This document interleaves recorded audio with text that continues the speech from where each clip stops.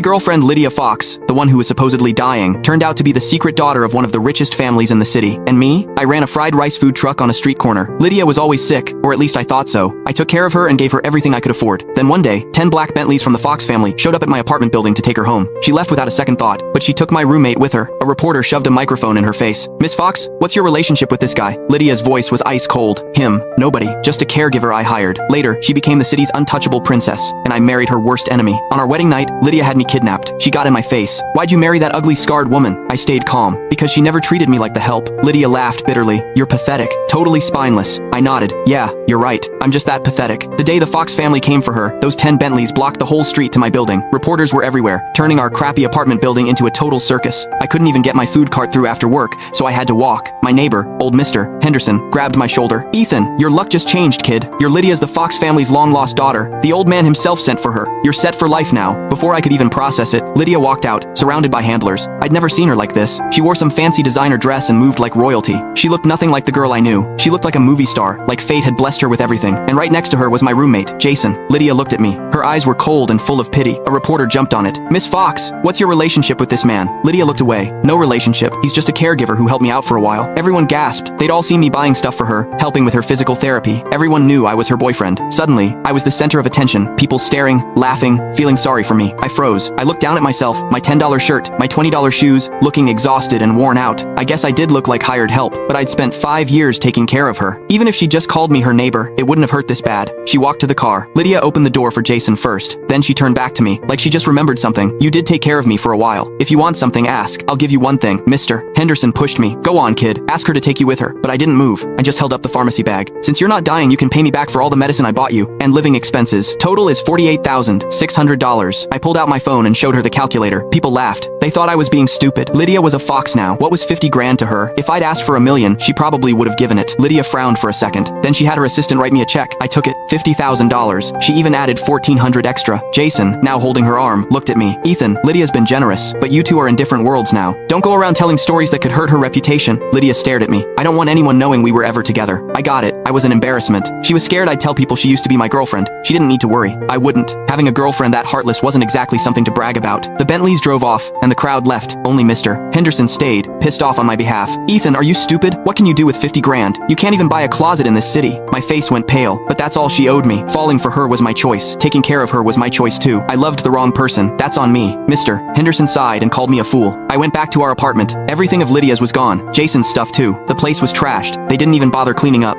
I'd worked the food truck all night, and even went to the hospital that morning for Lydia's medicine. Now I was dead tired, collapsed on the sofa. Meow. My cat, Pumpkin, who I'd rescued from the street, sat in front of me, tilting his head. I dragged myself up to feed him, and then cleaned the apartment. That evening, I went back to the food truck like usual. Without Lydia's expenses, $50,000 could last me 20 years. But I wanted to buy an apartment. I wanted a place in this city that was mine. My fried rice truck, parked outside the university, was always packed. Students loved it. That night, a stylish woman showed up at my counter. 5 orders of fried rice, 10 chicken skewers. My usual customers were college kids. This was my first time seeing someone who screamed old money. I couldn't help staring. She was tall, at least 5 to 9, with a gorgeous face and this cool, distant vibe. Her features were sharp and striking. A silver Porsche Cayenne was parked down the alley, headlights on. A driver waited inside. My brain immediately thought, rich girl buying late-night food for her college boyfriend. I grinned. Coming right up, for here or to go? I was sure she'd say, to go. I even had the containers ready, but she surprised me. For here. Then she sat down at a plastic table. She'd ordered over $300 worth of food. I cooked, bringing out dishes as they were done. By the time I finished, sweating and exhausted, she'd cleaned every plate. Not bad, she said, looking up. How are your other cooking skills? I paused, pointing at myself. You asking me? I'm pretty good with home cooking. Went to culinary school before opening the truck. She nodded and pulled a business card from her designer bag. Want to be my personal chef? I looked at the card. Stella Sterling, founder, Sterling Capital. I got suspicious. Miss Sterling, you're not trying to hire me as a sugar baby, are you? $15,000 a month. Of course, a classy woman like you would never. 15 grand? I can start tomorrow. It wasn't about pride. It was about the money. If I wanted to buy a place here, selling fried rice wouldn't cut it. I'd be working till I died. The next day, I took the card and went to the Sterling Villa for the interview. Stella opened the gate herself. She was in a gray tracksuit, like she'd just finished a run. She unlocked the gate and let me in. She walked ahead, arms crossed. I followed a few steps behind. The Sterling estate was huge. It took 7 or 8 minutes just to walk from the gate to the house. As I walked, I looked around nervously, half convinced this was a scam. Suddenly, thump, I walked right into her. She smelled nice. I'm so sorry, Miss Sterling. I didn't mean to. I grabbed her shoulders to steady her. Stella finally had enough. She spun around. You think I'm a con artist, don't you? I stared. Well, aren't you? She laughed, frustrated. She raised her hand like she wanted to to hit me, then dropped it. Stop calling me Miss Sterling. Look at me. Don't you know who I am? I leaned closer, studying her face, then shook my head. No, Tooch, I really don't. I sell fried rice. How would I know someone like you? You must have me confused with someone else. She had to. There was no way a $15,000 a month job would just fall in my lap. Stella's jaw tightened. Ethan Cole, say you don't know me one more time. I dare you. When a rich girl gets mad, things get icy. I shrank back, staring at her intense face. Then an image flashed in my mind. Another face, covered in burn scars. If you remove the scars from that face, my stomach dropped. I knew who she was. My first instinct was to run. Next second, her hand shot out, grabbing my wrist. She yanked me back hard. My back hit the wall, and Stella's face was inches from mine. She had me pinned against the wall. She looked up at me. Go ahead, Ethan, run. I couldn't. We were too close. I could feel her breath.